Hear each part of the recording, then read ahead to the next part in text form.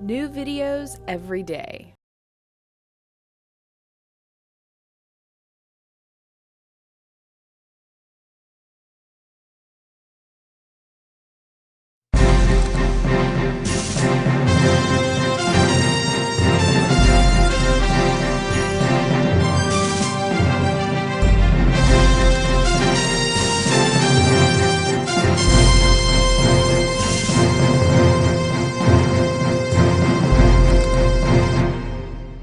Hi, I'm Radhia Gleis. I'm a certified clinical nutritionist.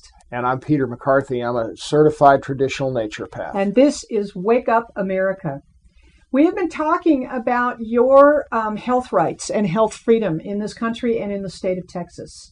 And we've been talking about in our last video, we were talking about monopolies, various different organizations that are trying to monopolize the industry. And one that especially has a great deal to do with your health freedom is the American Dietetic Association. The Austin HIV Wellness Center, this was back obviously in the 90s, we had a great center for HIV, and they wanted me to be one of the nutritional advisors in the center.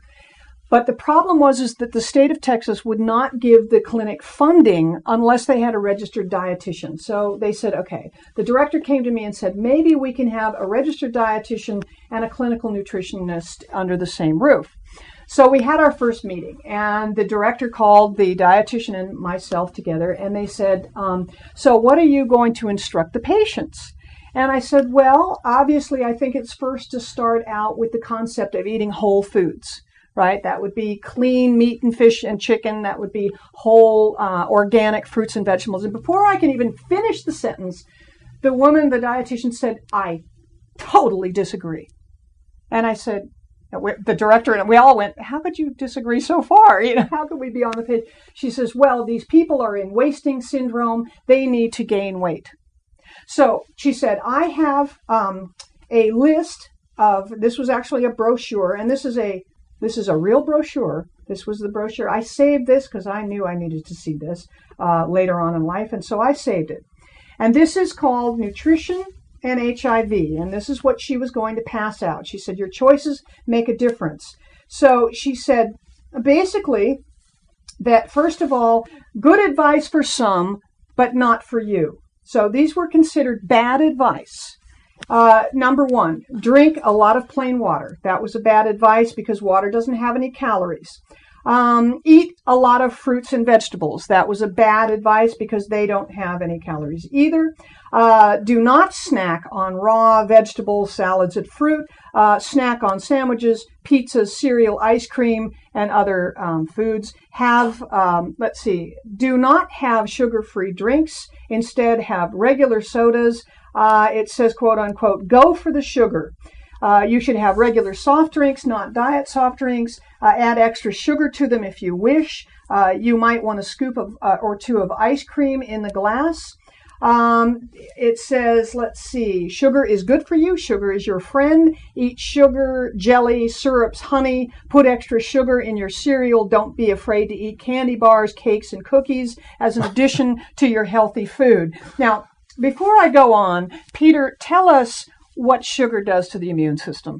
Well, and I should tell you first, folks, that all of this is settled science. I mean, the study I'm citing actually was conducted back in 1973. We're talking 35 years ago. So this is not new information. Basically, what they did was they studied the effect of large doses of glucose, and they administered it via orange juice, maple syrup, processed sugar. It didn't matter what the source was. You were going to get 100 grams of glucose, which is really not much by today's standards, into your body, and then they were going to study the effect on the immune system for as long as it had an effect. What did they discover? When you took a hit of sugar that size, for 5 hours afterwards, on average, the immune system was significantly compromised. Now, we're talking about HIV here, right? One of the most serious illnesses on the planet. And you would think that we would be offering these people the kinds of foods and beverages that would be supportive of the immune system, right? They also, now see, her whole contention was all about calories. These people are wasting, they need to put on not lean muscle, but fat, sugar and fat. She says here, this is interesting, frosting is made of fat and sugar. You can buy this ready-made in cans. Top your fruits, cookies, puddings, cakes, and other desserts with frosting. This is to add extra fat and extra sugar. It says fry your foods rather than bake or roast them. Now, one of the things you need to understand about the human body, folks, and I want to interject this here because it's so important and it impacts what she's talking about so directly. There's a mechanism in the body that's called cephalic phase response. And what that is a 25-cent phrase of the body recognizing that it is receiving an enormous intake of calories. Well, when you put that kind of sugar load in the body says, I can't use all of this. I'm going to have to take it and store it somewhere. Where do you think we're going to store that number of calories once it's been introduced in the body? It's going to go into the fat cells. So, as Radhia alluded to, guess what? You're not getting any meaningful weight gain from this. All you're doing is putting on fat. She says here to eat frozen pizza, frozen dinners, boxed macaroni and cheese, boxed rice mix. She just goes on to say about vitamins and minerals. She says it's better to take one multivitamin and mineral pill each day than to take several pills containing different vitamins and minerals, because that can have dangerous side effects, she says. Now, understand that this is HIV. This is extremely ill individuals that are way beyond the RDA standards of needs of nutrition. Be careful when you shop for your vitamin mineral pills. Compare prices. Most expensive may not be the best. It is not important for vitamins to be natural, instead synthetic. Your body can tell the difference. Now, as far as what we understand, as far as that, this is absurd. This is just one example of what quality of nutritional advice is offered by the dietetics community that maintains their professional standards. Now, some of your parents may remember that back in high school, there was a course taught that was called home economics. And when you look at the history of the curriculum of the dietitians in this country, that's where it all started out. And when you look also at what their curriculum is today, it focuses primarily on institutional food preparation. It always has. And what do I mean by that? Well, foods in school cafeterias, foods in prisons, foods in hospitals. You remember green Jell-O? We've all heard the jokes about green Jell-O in hospital. All of those diet plans are prepared by registered dietitians.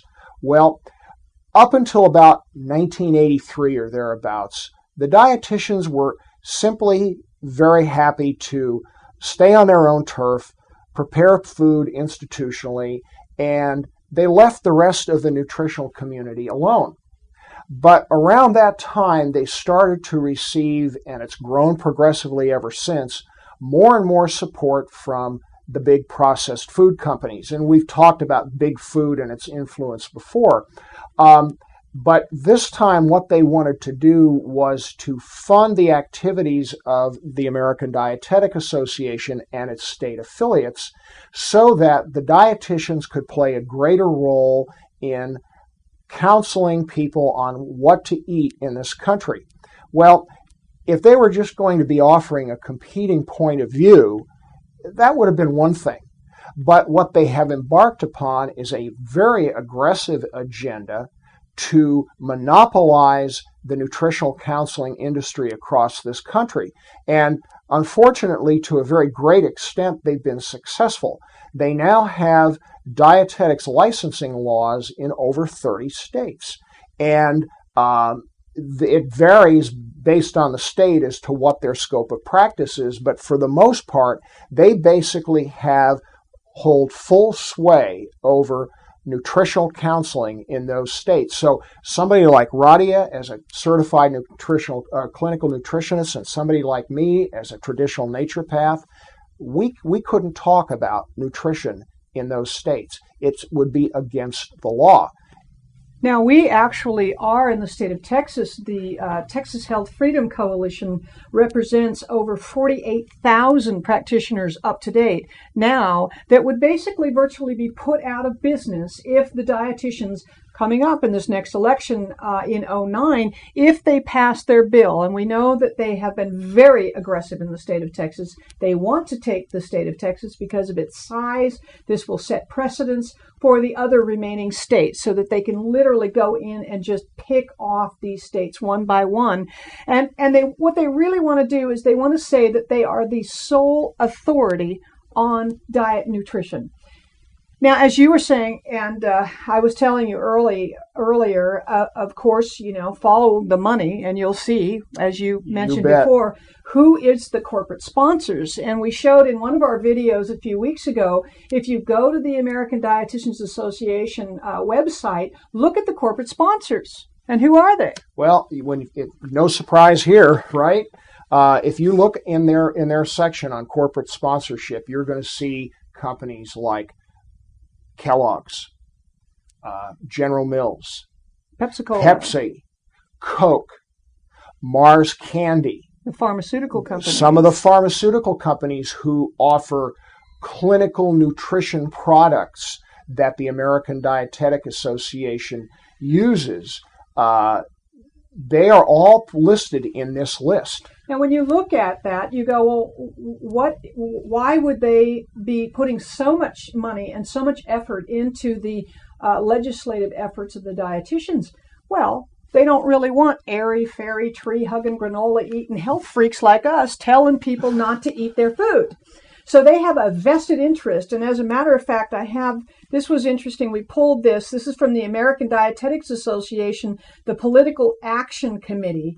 And what they've stated is today the ADA-PAC remains competitive among health professionals in the political action committees in the country and has a goal of contributing $200,000 to political candidates in 2007 and 2008.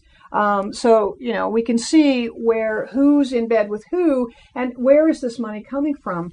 But I want to tell you, Peter, some of the personal stories that I've had. In my education, I started back in the Austin School of Nursing in my undergraduate work, and I actually was going for my RN, my nursing degree, and I was taught my preliminary nutrition classes by RDs. And when we first received our textbook, you buy your textbook in advance, and I opened it just to look at it. And the first chapter before we got to anything was entitled, "What is a Quack?" Right? Yep. And basically, obviously, this textbook had a vested interest in, delineating and defining what is the authority and what is a quack. It itemized, this is a quack. Anyone who uses dietary supplements is considered a quack. Anyone who believes that organic is superior over commercial grown food, this is a quack. And it went on and on and on. The list was so frightening. But I got to tell you, when I was in school, when I was in this particular class, there was an examination. And on the test, there was a question. And the question was, and I told you this before, the question was, why is it important to eat a variety of food? This was a test question on this exam in college. And, well, obviously this is a no-brainer. One would think, well, it's important to eat a variety of food. You would think. What? To get a variety of macronutrients and micronutrients into your diet. No, that was not the correct answer. The answer to this question, I swear to God, was it is important to eat a variety of food so that you are not oversaturated with one kind of pesticide. I swear to God. So in other words, it's important to eat a variety of food so that you have a variety of pesticides. I want to qualify what we were just saying here, because we both know many registered dietitians that are exceptionally fine practitioners, But the reason that they are is they've gone outside of these boundaries. They don't give sugar to HIV patients. They've investigated on their own beyond the flat earth that constitutes the knowledge base of the dietetics community, and they've educated and empowered themselves. But here's the scary part about this, folks. This is the standard that is being imposed in 30 states today, and that the dietetics community wants to impose across the country. And here's a practical example of the result. We have a friend in Ohio who is a health freedom fighter like us in Texas, who is a PhD nutritionist. She underwent a 2-year investigation that cost her over $200,000 in legal fees and fines before she was cleared of the Gestapo tactics that were inflicted on her by the Ohio State nutritional authorities. In Ohio today, a chiropractor, and how many of you have gone to chiropractors and they have some nutritional advice that they give you about a particular line of nutritional products or just general good dietary advice? Chiropractors can't talk about diet nutrition in the state of Ohio. They cannot. So is that the kind of environment from a health freedom of choice standpoint that we all want to be living under? And again, Peter, I say this, and I said this in the last House of Representative hearing in 2007 when I gave my testimony. This is up to you folks. You have the choice. If you want your education to come from a registered dietitian, or if you've had a very good experience with a registered dietitian, by all means, I have said, I will stand shoulder to shoulder to defend the right of a dietitian to practice if their practice was being threatened. But do not threaten other practitioners or other schools of thought on health and nutrition, because as soon as you start to narrow the field, then we start to eliminate good science, and we start to eliminate your, as a citizen, your right to choose where you get your information. And we narrow it down to a very, very scary place. And again, we say follow the money, but, Here's how we like to characterize it, folks. If the dietitians get their way in this country, the standard of good health advice will be, let's get healthy. Let's have a soda and a candy bar, because that's who's driving the money train for these people. Please keep that in mind. This is about your most precious asset, your health, and your most precious right, your right to choose which health advice you choose to accept. And if you are a dietitian out there, then make sure you know what your own organization is doing. I mean, it is fair to say that only 50% of the registered dietitians in the state of Texas are actually members of the TDA. So it doesn't mean that all the dietitians are out there doing all of these horrible things, because they're not. But it's these organizations, these cartels, if you will, like the ADA and the TDA, that are basically out there representing you as a dietitian, and they are saying this is what we are doing. So even if you're a dietitian, be aware of what your own organization is up to, because it is up to monkey business. And we are going to make sure that here in Texas and anywhere else in the United States, we protect the rights of citizens to choose. So if you want to know more about our organization, visit www.texashealthfreedom.com. And make sure that you, if you haven't registered with Psychetruth, please go sign up. And we will be back, and we're going to talk more about what's going on in the state of Texas as well as in the United States. So stay tuned for the next videos coming up. Thank you. Thanks a lot, folks. We'll see you next time.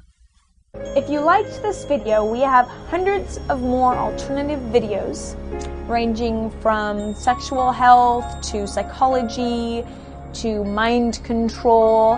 So if you liked it, go ahead and click on me to enter the Psychetruth channel.